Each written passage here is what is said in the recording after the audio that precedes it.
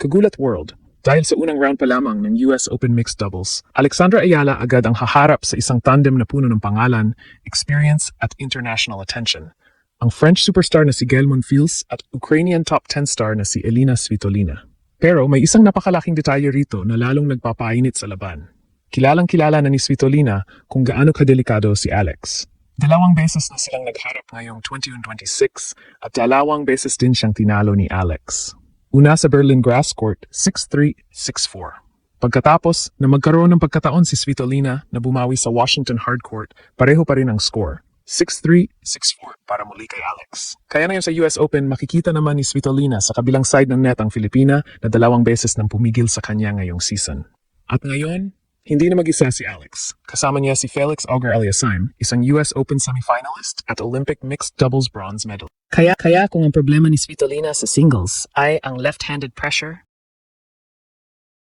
teaming at aggressive patterns ni Alex, ngayon kailangan din nilang harapin ang malaking serve at athleticism ni Felix. Ito ang dahilan kung bakit napabaling ang France at Ukraine. Hindi dahil basta sikat sina Monfils at Svitolina, kundi dahil ang unang haharang sa husband and wife tandem nila ay isang Alex na pumapasok sa laban na may malinaw ng psychological advantage laban kay Svitolina. At kapag nanalo sina Alex at Felix, quarterfinals agad. Unang round pa lamang, pero pwedeng statement win agad para sa Filipina. Ito ang klase ng US Open matchup na parang sadyang ginawa para bigyan si Alex ng isa na namang pagkakataong patunayan kung bakit hindi na siya basta promising young player na pinapanood lang dahil galing Pilipinas. Ngayon, established international names na mismo ang nakaharang sa kanya. Gael Monfils, Elina Svitolina, France at Ukraine. Pero kung titignan natin ng mabuti ang history ng laban, hindi si Alex ang dapat kabahan sa pangalan ni Svitolina. Si Svitolina ang may dahilan para seryosohin ng husto si Alex. Dahil dalawang beses na ngayong 2026 napatunayan ng Filipina na kaya niyang talunin ang Ukrainian star at hindi lang sa isang surface. Noong Berlin, grass court iyon. World number 8 noon si Svitolina, pero nilaro siya ni Alex ng walang takot. 6-3, 6-4. Isa iyon sa pinakamalalaking victories ng season ni Alex at nagdala sa kanya sa semifinals. Kinumpirma mismo ng WTA na iyon ang 6th top 10 win ng career ni Alex. Pwedeng sabihin noon ng iba, baka magandang araw lang ni Alex. Pero mahigit isang buwan lang ang lumipas, nagkita ulit sila. Ibang bansa, ibang court, ibang tournament. Hard court na sa Washington. At ano ang nangyari? 6-3, 6-4 na naman. Parehong score, parehong winner. Alexandra Ayala. At sa pagkakataong iyon, malinaw ng hindi coincidence ang unang panalo. Tinawag mismo ng WTA ang Washington victory na repeat ng ginawa ni Alex sa Berlin. Dalawang magkaibang surface, dalawang matches, dalawang straight set victories laban sa isang elite veteran. Kaya na yun isipin ninyo ang perspective ni Svitolina. Papasok siya sa US Open Mixed Doubles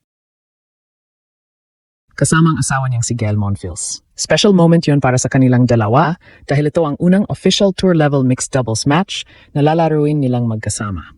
Si Monfils ay nasa farewell season din, kaya natural na napakalaking attention ang ibinibigay sa husband and wife tandem. Pero sa kabilang side ng net, Alexandra Ayala na naman, yung player na dalawang beses nang tumalo kay Svitolina ngayong taon. At doon nagiging sobrang ganda ng storyline para sa Pilipinas. Hindi kailangan ni Alex na mangarap lang na makasabay sa isang established star tulad ni Svitolina. Nagawa na niya. Dalawang beses. Ang challenge ngayon ay ibang format lamang, mixed doubles. At dito pumapasok ang napakalaking advantage na dala ng partner niyang si Felix Auger-Aliassime. Hindi lang basta ATP star si Felix. May totoong mixed doubles experience siya sa pinakamalaking stage.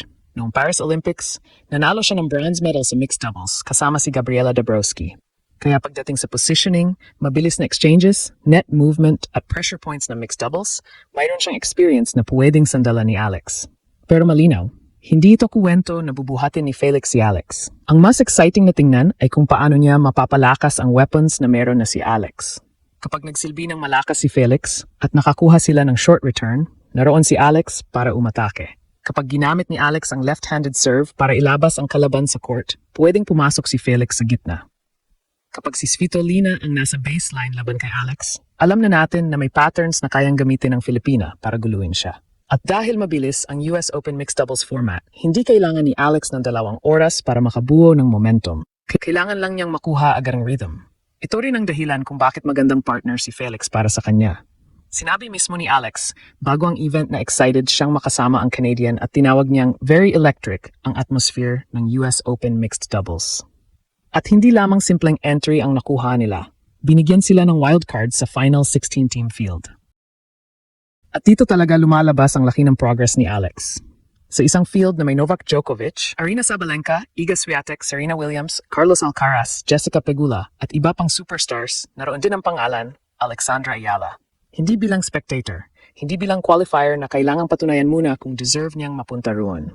Kasali mismo sa main mixed doubles field at nakapartner sa isang elite ATP player. At unang challenge?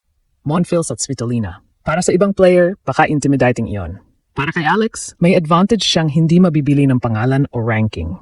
Alam na niyang kaya niyang talunin ang isa sa dalawang kalaban. 2 beses na niyang ginawa. Kaya kung may player na pwedeng pumasok sa court na nagsasabing, alam ko kung paano siya saktan sa tennis, iyon ay si Alex. At ngayon, may Felix Auger-Aliassime pa sa tabi niya. Dito lalo nagiging peligroso si Alex para sa Monfils-Svitolina tandem. Dahil ang US Open mixed doubles format ay halos ginawa para sa mga hanga player na kayang magsimula ng mabilis, umatake ng walang takot, at kumuha agad ng momentum. Mula qualifying hanggang semifinals, hanggang 4 games lang ang bawat set. No ad scoring. Kapag 4-all, tiebreak. Kapag naghati sa unang 2 sets, 10-point match tiebreak ang magdedesisyon. Ano ang ibig sabihin yan? Hindi pwedeng sabihin ni Monfils at Svitolina na, okay lang, mahabang laban ito, makakabawi tayo mamaya. Walang mamaya. Kapag uminit agad ang return ni Alex, pwedeng isang break lang ang kailangan para makuha ang set. Kapag naging aggressive agad siya sa forehand at ginamit ang kanyang left-handed angles, pwedeng ma-pressure kaagad ang kabilang tandem. At higit sa lahat, si Alex ay hindi papasok sa court na nangangapa kung anong klaseng bola ang ibibigay ni Svitolina. May 2 recent matches na siyang mapaghuhugutan. Berlin at Washington, 2 straight set wins. Yan ang bagay na hindi may tatago ng anumang hype sa husband and wife story ni Monfils at Svitolina. Yes, magandang kwento sila. Yes, napakalaking pangalan ni Monfils sa France. Yes, malaking sports figure si Svitolina para sa Ukraine.